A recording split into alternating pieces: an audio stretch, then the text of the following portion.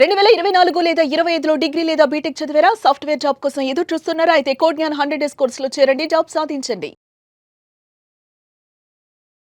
Hello Rabindranath గారు. Hi అండి నాగరాజ్ గారు. సార్, దేశం మొత్తం బడ్జెట్ కంటే కూడా బంగారం, వెండి వీటి గురించి ఎక్కువ మాట్లాడుకుంటూ ఉన్నారు.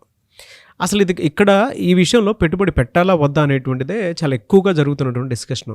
అంటే ఇది సరైన సమయమేనా? భారీగా తగ్గుతూ ఉన్నాయి. ఇది దేనికి సంకేతం అని మనం అనుకోవచ్చు అంటారు?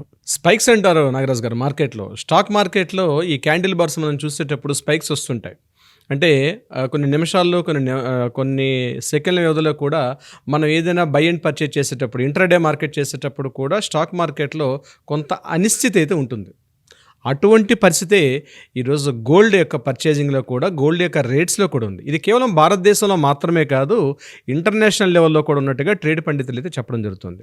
అంటే అంతర్జాతీయంగా ఉన్నటువంటి అనేక పరిణామాలు ఈరోజు భారతదేశంలో ఉన్నటువంటి బంగారం యొక్క నిల్వలు, బంగారం మీద యొక్క ధరల పెరుగుదల, సూచిక వీటి మీద చాలా ఇంపాక్ట్ అయితే చూపిస్తుంది నాగరాజ్ గారు. సో ఇటువంటి సమయంలో బంగారంపై పెట్టుబడిగా దీన్ని కొనవచ్చా, కొనకూడదని చాలామంది, ముఖ్యంగా మధ్యతరగతి సాధారణ జనాల్లో చాలామంది ఒక అనుమానం ఉంటుంది.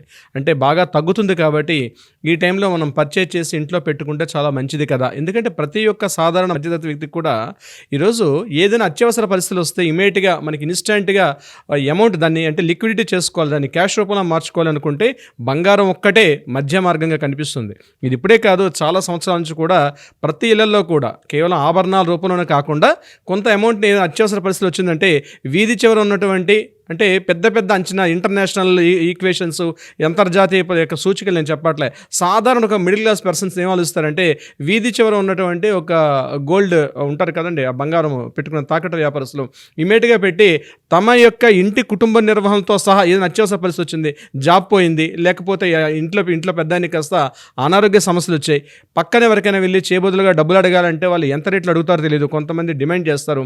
ఇలా కాకుండా బంగారంలో కొంతమంది తీసి పెట్టుకుంటే ఎమర్జెన్సీ ఫండ్గా మనకు పనికొస్తుంది కదా అని చెప్పి చాలామంది, అంటే అది కూడా సంప్రదాయ పద్ధతిలో ట్రెడిషనల్గా మన యొక్క నరనరాన్ని జీర్ణించుకుపోయింది బంగారం అనేది.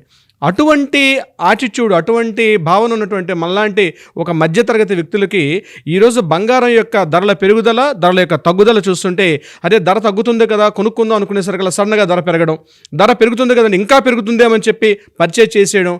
సో ఈ వీడియో చూస్తున్నటువంటి మన యొక్క సోదరిమణులకి, మనలాంటి సాధారణ పర్సన్స్కి నేను చెప్పే కొన్ని సూచనలు తప్పనిసరిగా పాటించండి. ఇవి మీకు తప్పనిసరిగా విలువైనదిగా ఉండే అవకాశం కూడా ఉంటుంది. ఇందులో ఫస్ట్ గుర్తుపెట్టుకోండి, ఎప్పుడు కూడా పెట్టుబడి రూపంలో మనం పెట్టుబడి పెట్టుకోవాలి అంటే, పెట్టుబడి రూపంలో ఇన్వెస్ట్మెంట్గా వాడుకోవాలనుకుంటే ఎట్టి పరిస్థితిలో కూడా ఆర్నమెంట్స్ని మాత్రం ప్రిఫర్ చేయకండి. It's very very most important. ప్రతి ఒక్కరికి ఒక సూచన. అంటే ఇళ్లలో పెళ్ళిళ్ళు ఉన్నాయి, లేకపోతే ఇంటి ఆవిడకి ఏదో ఒక నెక్లెస్ చేయించాలి, ఒక హారం చేయించాలి అనుకుంటే కొద్దిగా వెయిట్ చేయండి. కానీ లేదు, మన భవిష్యత్ అవసరాలకు ఉపయోగపడుతుంది కదా, పిల్లల యొక్క చదువుల నిమిత్తం కానీ, లేకపోతే విదేశాలకు పంపించాలి, ఇలాంటి నేను చెప్పేది పెద్ద పెద్ద బిజినెస్ మ్యాగ్నెట్స్ కోసం కాదు నాగరాజ్ గారు. కామన్గా ఉన్నటువంటి 90% మధ్యతరగతి వ్యక్తులు మనలాంటి మధ్య భారతదేశం గురించి మనం మాట్లాడుకుంటున్నాం. ఏదైనా పెట్టుబడిగా రేపు ఏమైనా పెరిగిపోతుందేమో అన్న ఆలోచన ఉన్న వాళ్ళు మాత్రం ఎట్టి పరిస్థితుల్లో కూడా ఆర్నమెంట్స్లో మీరు ఇన్వెస్ట్మెంట్ చేయకండి. ఇది చాలా ఇంపార్టెంట్ నోట్. ఎందుకంటే ఆర్నమెంట్స్లో ఏమవుతుందంటే తరుగని, మజూరీ ఛార్జెస్ అన్నవి ఆల్మోస్ట్ యాక్చువల్ కాస్ట్లో 25 to 27% కూడా అక్కడ మనకి యాడ్ అని ఉంటుంది. యాక్చువల్గా ఒక ప్రిన్సిపల్ అమౌంట్ ₹1,00,000 పెడుతున్నాం అంటే తెలియకుండానే ఒక 25,000 నుంచి 27,000 రూపాయల వరకు అదనంగా మనం పెట్టుబడి అంటే అదనంగా మనం చెల్లిస్తుంటాం. అది యాక్చువల్గా ఉన్నటువంటి రేటుకి దీనికి తేడా ఉంటుంది. యాక్చువల్గా పెరుగుదల ఎలా ఉంటుంది, మ్యాక్సిమం ఒక 8 years పాటు మనం ఒక లాస్ట్ ఒక స్టాండర్డ్స్ మనం తీసుకుంటే మ్యాక్సిమం 10 to 15% మాత్రమే పెరుగుదల ఉన్నది కరెక్ట్ అయిన పెరుగుదల. కానీ ఇప్పుడు అలా కనిపించట్లేదు. 100%, 150%, 130%, 180% కూడా మనం లాస్ట్ కొద్ది నెలలుగా మనం చూస్తున్నాం. ఇటువంటి టైంలో మాత్రం పెట్టుబడి రూపంలో అంటే సేవింగ్స్ పాయింట్ ఆఫ్ వ్యూ మనకి ఏదైనా ఫ్యూచర్గా ఒక ఎమర్జెన్సీ ఫండ్గా పనికొస్తుంది అనుకుంటే మాత్రం ఈ టైంలో పర్చేజ్ చేయకపోవడమే మంచిది అన్న నా యొక్క అభిప్రాయం నాగరాజ్ గారు. సరే, స్టాక్ మార్కెట్ చూస్తే బడ్జెట్ తర్వాత మొత్తం పడిపోయింది, అమాంతం పెరుగుతుంది అనుకున్నారు. కానీ గోల్డ్ మాత్రం పెరుగుతూ ఉంది, అండ్ గోల్డ్ రేట్ మాత్రం తగ్గిపోతూ ఉంది. అంటే ఇప్పుడు ఈ పెట్టుబడిని ఏ విధంగా పెట్టాల్సినటువంటి అవసరం ఉంటుందంటారు మనం? అంటే ఈక్విటీలో పెడితే మంచిదా, ఫిజికల్ గోల్డ్లో పెడితే మంచిదా? అంటే మీ ఒపీనియన్ ఏంటి సార్ అసలు? నేను 4 పాయింట్స్ చెప్తాను నాగరాజ్ గారు దీనికి సంబంధించి. నెంబర్ 1 ఏంటంటే, ఇప్పుడు నేను అన్నట్టుగా 80% కూడా ఫిజికల్ గోల్డ్, ఆర్నమెంట్ గోల్డ్ అనేది ప్రిఫర్ చేయొద్దు, తీసి పక్కన పడేసండి. నెంబర్ 2, ఒకవేళ మీరు బార్స్లో కానీ లేక బిస్కెట్ల రూపంలో పర్చేజ్ చేసుకుంటే మంచిది కొంతవరకు, అది కూడా లిమిటెడ్ వరకే. అది ఎంతవరకు మనం పెట్టుబడి పెట్టాలనుకుంటే మీ యొక్క ఇన్కమ్ ఎంతైతే ఉంటుందో ఉదాహరణకి ఇంట్లో ఉన్నటువంటి ఇంటి పెద్ద, ఇంట్లో ఉన్నటువంటి పిల్లలు ఎంతమంది సంపాదిస్తున్నారో టోటల్ ఇన్వెస్ట్మెంట్లో 10-15% మాత్రమే గోల్డ్లో పెట్టుకోండి. టోటల్ ఇన్వెస్ట్మెంట్ మొత్తంలో మోర్ దెన్ 50-80%. ఈ మధ్య మనం చూస్తున్నాం గడిచిన కొద్ది రోజులుగా అప్పు చేసి కూడా పాత బంగారాన్ని లోన్స్ కంపెనీస్లో పెట్టి అక్కడి నుంచి తీసుకొచ్చి 3 రూపీస్కి 5 రూపీస్కి వడ్డీ తీసుకొచ్చి పెట్టారు. ఇలాంటి పిచ్చి పనులు మాత్రం ఎట్టి పరిస్థితుల్లో చెయ్యవద్దు. ఎందుకంటే మార్కెట్ అనేది స్థిరంగా లేదు కాబట్టి ఈ టైంలో కరెక్ట్ ఇది కాదు. సో మ్యాక్సిమం మన ఇన్వెస్ట్మెంట్స్లో 10-15% మాత్రమే పెట్టుకోండి. అది ఒకే చోట పెట్టుకోకుండా ఈక్విటీస్లో ఉంది, అంటే లీగల్ సావరెన్ బాండ్స్ అని ఉంటాయి. అంటే ఈ మధ్య రీసెంట్గా కేంద్ర ప్రభుత్వం ప్రవేశపెట్టినటువంటి ఒక 4 years నుంచి సావరెన్ బాండ్స్ అమ్ముతున్నారు. ఆ సావరెన్ బాండ్స్ పర్చేజ్ చేసుకోవడం వల్ల మీకు 10-15% తప్పనిసరిగా మీకు హైక్ వచ్చే అవకాశం ఉంటుంది. 8 yearsలో ఉన్నటువంటి దీంట్లో చూస్తే మీకు స్టాండర్డ్గా 10-15% వస్తుంది. అందులో మరొక పాయింట్ ఏంటంటే ఈటీఎఫ్స్లో పెట్టుకోవడం, అంటే ఈక్విటీ ఫండ్స్ షేర్స్లో కూడా కొంతవరకు సేఫ్టీ జోన్.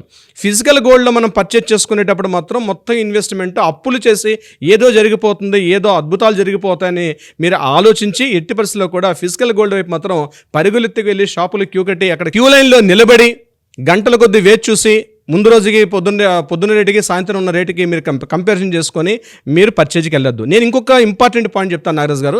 ఎర్లీ మార్నింగ్ 3 o'clockకి మనకి మనీ కంట్రోల్ యాప్స్ అని కొన్ని యాప్స్ ఉంటాయి. అందులో MCX యొక్క ట్రేడింగ్స్ కనిపిస్తుంటాయి మనకి. ఎర్లీ మార్నింగ్ 3 o'clock రిలీజ్ చేస్తారు ఇంటర్నేషనల్ ట్రేడింగ్లో. ఒకవేళ ఆ రోజు గోల్డ్ ఒకవేళ రేటు పడిన, అంటే ముందు రోజున రేటు కన్నా కాస్త తక్కువగా ఉన్నట్టుగా కానీ ఇండెక్స్ కనిపిస్తుంటే మాత్రం వెయిట్ చేయండి. అంటే నేను చెప్తున్న గడిచిన ఒక 1 month నుంచి జరుగుతున్న రేట్లో ఈ యాప్ని ఫాలో అవ్వండి. మనీ కంట్రోల్ యాప్ అది. నేను దాన్ని ప్రమోట్ చేయట్లేదు. మ్యాక్సిమం ఇంటర్నేషనల్ స్టాండ్స్ అందరూ కూడా ఈ యాప్ని ఫాలో అవుతున్నారు. అందులో MCX యొక్క ఆ పోర్ట్ఫోలియోస్ చూస్తారు మార్నింగ్ ఇంటర్నేషనల్ స్టాండర్డ్స్లో ఎలా ఉందని. అంటే ఒక దేశం ఇది కేవలం ఇంటర్నేషనల్ ట్రేడింగ్స్లో ఉంటుంది. దాంట్లో మనకు కనిపిస్తుంది ఈరోజు ఇండియన్ రేటే కూడా ఎంత ఉంటుంది. మార్నింగ్ ఎర్లీ మార్నింగ్ 3:30-4 o'clock కనిపిస్తుంది. ఎవ్రీ పర్సన్ ఈజీగా చూసుకో, దానికోసం న్యూస్లు వెతకాల్సిన అవసరం లేదు. మార్నింగ్ 3:30-4 o'clock వస్తున్నట్టు న్యూస్ బులెటిన్ మీరు ఒక్కసారి ఫాలో అవ్వగలిగితే అందులో మీకు రిజల్ట్ కనిపిస్తుంది. దాన్ని బట్టి పర్చేజ్ చేయాలా వద్దనేది. బట్ ఏదైనప్పుడు కూడా legal sovereign bonds, physical gold కాకుండా బార్స్ కానీ లేక బిస్కెట్స్లో పెట్టుకోండి. వచ్చేది ఎలాగో మ్యారేజ్ సీజన్ మాత్రం ఇది కొంతవరకు ఇబ్బంది కలిగే పరిస్థితి. ఎందుకంటే ఫిబ్రవరి, మార్చి, ఏప్రిల్లో చాలా ముహూర్తాలు ఉన్నాయి. కొన్ని లక్షలాది పెళ్ళిళ్ళు ఉన్నాయి. కొన్ని కోట్ల రూపాయల టర్న్ ఓవర్ కూడా నడిచే అవకాశం కూడా ఉంది. ఈ సమయంలో ఇటువంటి ఈ స్పైక్స్ రావడం ఏదైతే ఉందో మార్కెట్ ఫ్లక్చుయేషన్స్కి ఇది కొంత నెగిటివిటీ అని చెప్పొచ్చు. ముఖ్యంగా అమ్మాయికి పెళ్లి చేయాలి, అబ్బాయికి పెళ్లి చేయాలి, ఏదో బంగారం పెట్టాలని మనకు ఒక సంప్రదాయ పద్ధతులు కొన్ని ఉన్నాయి. ఈ టైంలో మాత్రం పర్చేజ్ చేయడం మాత్రం కరెక్ట్ అనేది కాదు. వీలైతే మాట్లాడుకొని వాళ్ళు కూడా బాండ్స్ ప్రిఫర్ చేసే అవకాశం చేసుకోండి. ఎందుకంటే ట్రెండ్ మారాల్సిన పరిస్థితులు కూడా ఉన్నాయి. ఈ రోజున రేట్లో ఎక్కువ రేట్లో కొనేసి అయ్యో మనం ఆ బడ్జెట్లో ఇబ్బంది పడే పరిస్థితి కాకుండా బాండ్స్లో కొనుక్కుంటే చాలా వరకు సేఫ్టీగా ఇబ్బందులు పడి అప్పులు పాలయ్యి ఏదో జరిగిపోతున్నటువంటి ఒక ఊహల్లో మాత్రం భ్రమల్లో మాత్రం బతకాల్సిన అవసరం లేదు. నాగరాజ్ గారు చూద్దామండి అసలు ఏ మేరకు ఉంటుందనేది. అంటే మన ఆడియన్స్ ఒపీనియన్ కూడా దీన్ని ఏ విధంగా తీసుకుంటాం. బట్ 4 points మాత్రం చాలా డీటెయిల్గా చెప్పారు. ప్రతి ఒక్కరు దాన్ని అర్థం చేసుకుని కనుక ముందుకెళ్ళగలిగితే నిజంగానే చాలా బాగుంటుంది. Anyways thank you so much Alagar Ravindranath గారు. Thank you so much Nagaraj గారు.